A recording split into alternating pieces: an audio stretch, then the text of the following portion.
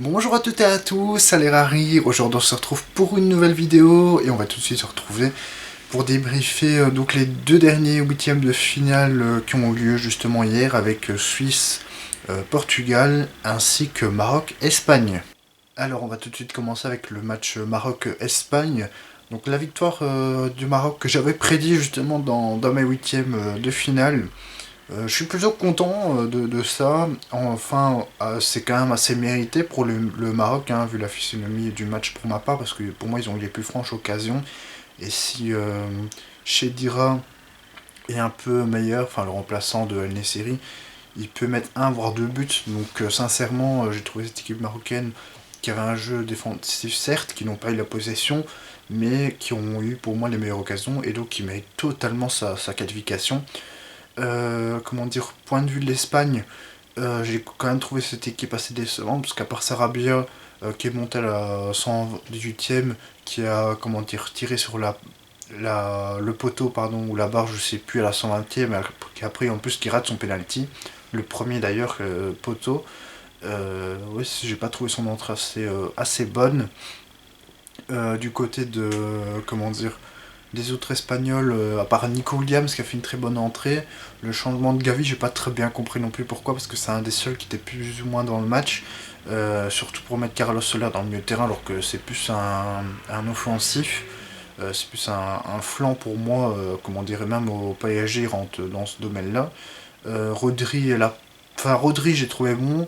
Alba aussi. Laporte, j'ai pas trouvé si bon que ça. Unai Simon, il fait quand même deux trois bourdes.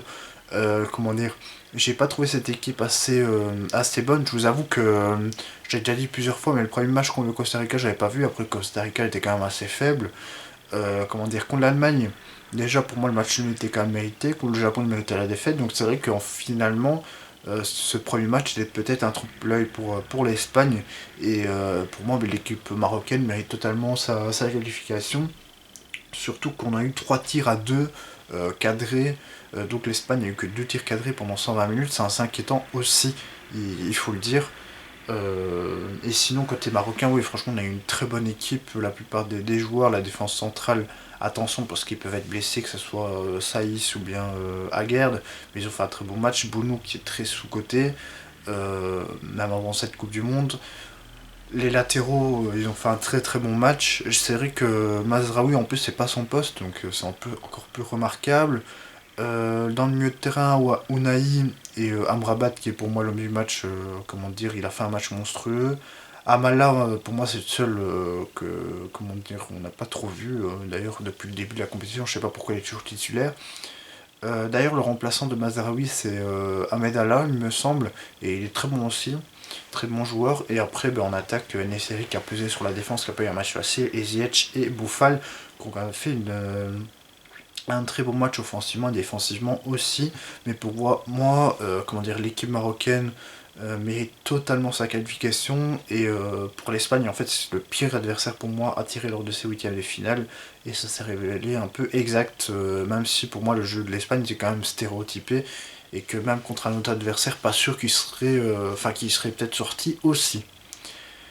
On va parler d'autres matchs, donc le 6-1 du Portugal pardon contre la Suisse. Alors là par contre j'avais vu la victoire la qualification plutôt du Portugal, mais je voyais un match serré dans ma prévue des huitièmes. Je me suis totalement trompé sur le résultat du match, mais un homme a tout fait péter, c'est Gonzalo Ramos qui a mis un triplé, la jeune pépite de Benfica. D'ailleurs, il y a deux pépites de Benfica dans cet effectif, parce qu'il y a le défenseur central, comment dire, j'oublie son nom par contre, mais qui est aussi très bon, qui a fait peu de matchs en pro, tandis que Gonzalo Ramos, c'est Silva, hein, il me semble, la pépite. Gonzalo Ramos, lui, il jouait déjà l'année passée, mais avec, comment dire, Darwin Núñez, il jouait pas vraiment dans l'axe. Il a mis peu de buts l'année passée, mais ici, vu qu'il est dans l'axe, il est bien meilleur. Et ça me fait peur aussi vu qu'on va les affronter en huitième de finale avec le club de Bruges. Mais comment dire, ouais, très bon match de sa part, franchement de toute l'équipe portugaise qui a vraiment été sérieuse. L'équipe suisse a 2-0 qui a lâché. Mais par contre cette équipe suisse, je l'ai quand même trouvé séduisante les 25 premières minutes. Je l'ai même trouvé légèrement mieux que le Portugal. Beaucoup vous me diront que c'est vraiment équilibré, mais pour moi le but du Portugal, il tombe un peu de nulle part aussi. Enfin, je trouve que la Suisse a vraiment l'occasion, enfin, avait vraiment la possession et que, comment dire, c'est à partir de ce moment-là qu'ils sont un peu plus découverts du coup. Et le deuxième but de Pep, très belle tête d'ailleurs, les a un peu entérinés. Et sinon, oui, le Portugal qui a mis des buts magnifiques. Le quatrième, enfin, il est vraiment super collectif. Il est magnifique, celui de Guerreiro.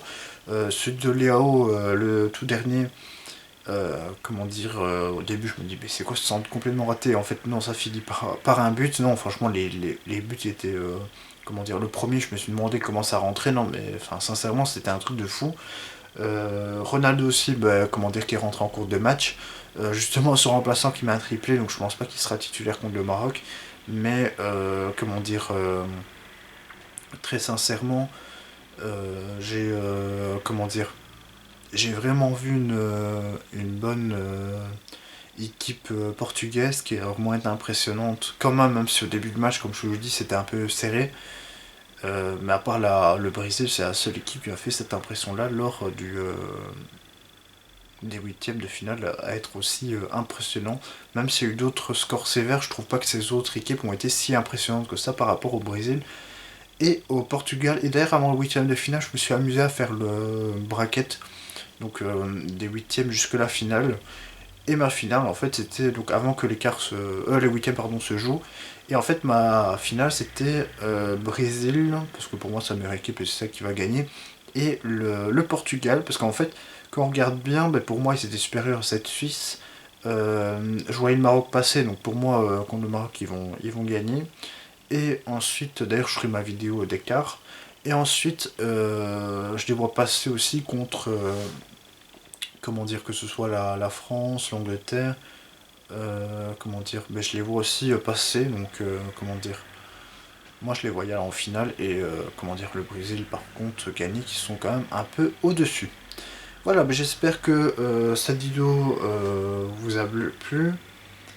Comment dire, oui, j'ai rien d'autre. Ah oui, petite chose aussi pour la Suisse, pardon, avant de nous quitter, c'est aussi l'absence de Helvedi et de Widmer qui sont bien ressentis aussi côté suisse parce que le système était un peu différent et je pense que ça a aussi bien empêché d'avoir une très bonne partie et donc d'avoir un score assez serré. Voilà, je ferai aussi une vidéo par rapport au quart de finale, donc les prédictions. Voilà, j'espère que la vidéo vous aura plu et moi je vous dis salut!